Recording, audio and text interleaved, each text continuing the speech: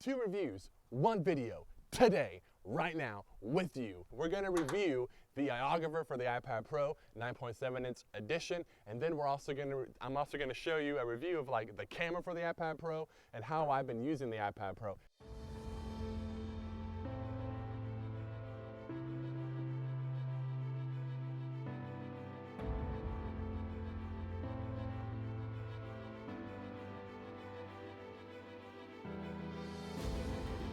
What's up, guys? We're doing an aerial view right now, and I got a little kitty behind me. It's exciting. Let me tell you why we're opening with this shot right here. It's because we're filming on the iPad Pro today! Woo! Yes! Excited, excited, excited. That's what I am. So since the last episode, I actually won an iOGRAPHER for the iPad Pro, which I'm so excited about, from iOGRAPHER. So big shout out to iOGRAPHER. Thanks so much. Now I understand there are a million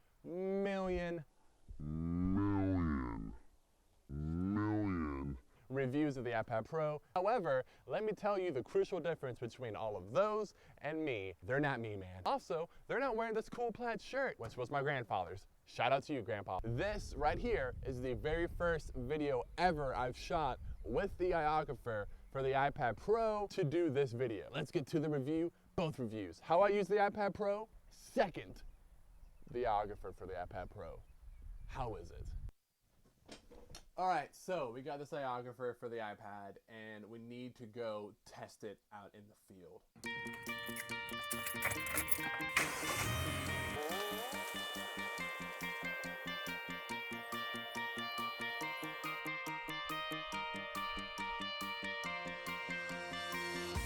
Hey, whoa, okay, coming on back. Number one, the reason why I dig this iOGRAPHER so much is that it takes my iPad that is mainly an editing machine. I do editing on it for this channel. I've actually started a podcast to pair with this channel. I'm gonna be releasing that probably as soon as this episode comes out. So I record that podcast on this iPad. So it's an editing machine. I also record audio on it using an app called, there is a bee out here trying to get me. Already got me once on the back of my head on the other side when I tried out that shot. Now the iPad Pro for the 9.7-inch edition and the 12 has a great camera. It shoots in 4K, same quality video that my iPhone does.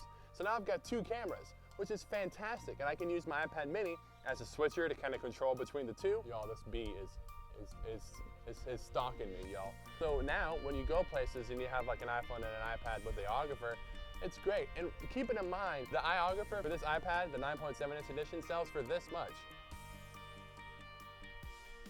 So it's not that expensive in the grand scheme of things. So for a small price, you're able to actually like build a studio basically with an iPhone and an iPad. That's pretty great. Here's what I really dig about the iOGRAPHER and also shooting on the iPad. It gives you a bigger field of view.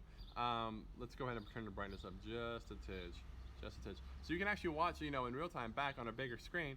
Okay, I can actually see. Whoa, isn't this weird? So you can see like, okay, cool, I got the shot, it's in focus. It's not that bad, I dig it. And oh, wait, what are you doing, Braxton? Where are you going? Come back. All right, so yeah, it gives you a bigger field of view. Rounding out the reason why I love this iOGRAPHER is because it's, like I said, it's reliable, sturdy. Funny story, when I was shooting the It's 4K or the OK for Me video, my iOGRAPHER, I was shooting at a train depot and I was surrounded by rocks. My iOGRAPHER, I was setting up my microphone, liven up myself, and when I did that, what happened was the wind blew over my tripod, and I saw it happen in slow motion, and the tripod fell this way, which was good because the iOGRAPHER was that way. I was okay with my iOGRAPHER breaking, not my iPhone. If it would have fallen back that way, it would have been a game over. The iOGRAPHER fell, and it took the beating, man, and I picked it up, sturdy, nothing ever happened. So that is a lifesaver, as opposed to just having like your phone or your tripod just on an adapter where everything's out and exposed. You don't want that. If something is to happen, you get some contact, you don't want that. Let's get to the truth bombs though. Let's drop some truth bombs. Truth bomb!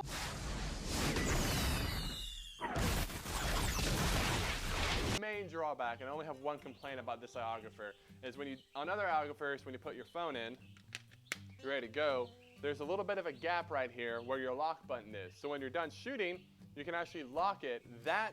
This little sliver here isn't available on this iOGRAPHER. So my advice to cure that, to kind of, stopgap battery waste in between shooting locations, is exit out all of your apps. Boom, boom, boom, boom, boom, boom, boom. Turn your brightness all the way down. That way, and make sure you're on your home screen as well. Obviously, you're not using any apps, so duh. But anyway, moral of the story, that is gonna save your battery in between shoots. But also make sure you're always plugged into a power source. Even if, when you're going from shoot to shoot or actually shooting, you're gonna wanna make sure that you're plugged in to some battery. Get plugged in, because you don't wanna lose the footage. You don't wanna lose the footage, man. Don't lose the footage.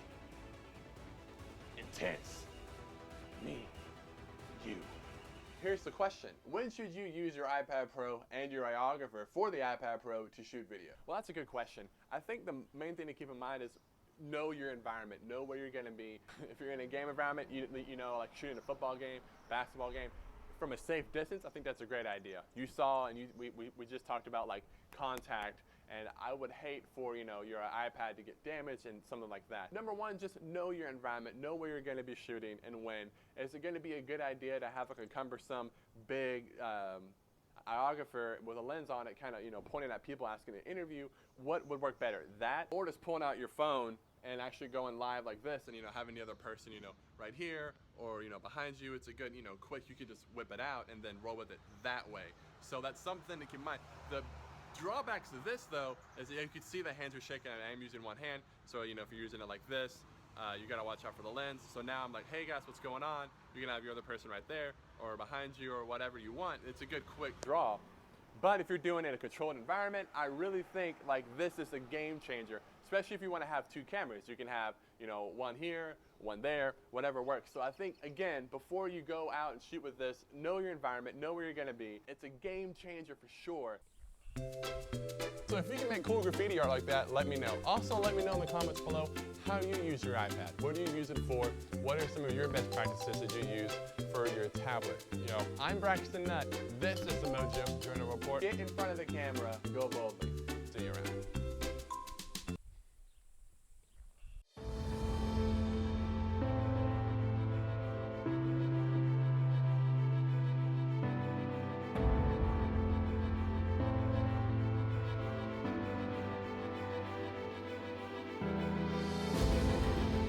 One other quick thing, man, all you YouTubers who like YouTube inside, you have no idea how easy you have it, man. Get outside and go film something. I'm so sweaty from filming this episode. It's bad. Also, I'm running a 5K at the first Friday of July. I'm training for that right now. So expect a vlog for that. Maybe not so much the training preparation, but maybe we'll do like it'll be fun. I'm excited to see what we can do with that. So that'll be interesting. But it's grueling and I hate it. But I'm gonna have friends run it with me. Shout out to you, Ronnie and David. Hopefully Brian. That would be awesome. If you want to come to Sealy July 6th and run a 5K, let me know in the comments. It'll be a lot of fun.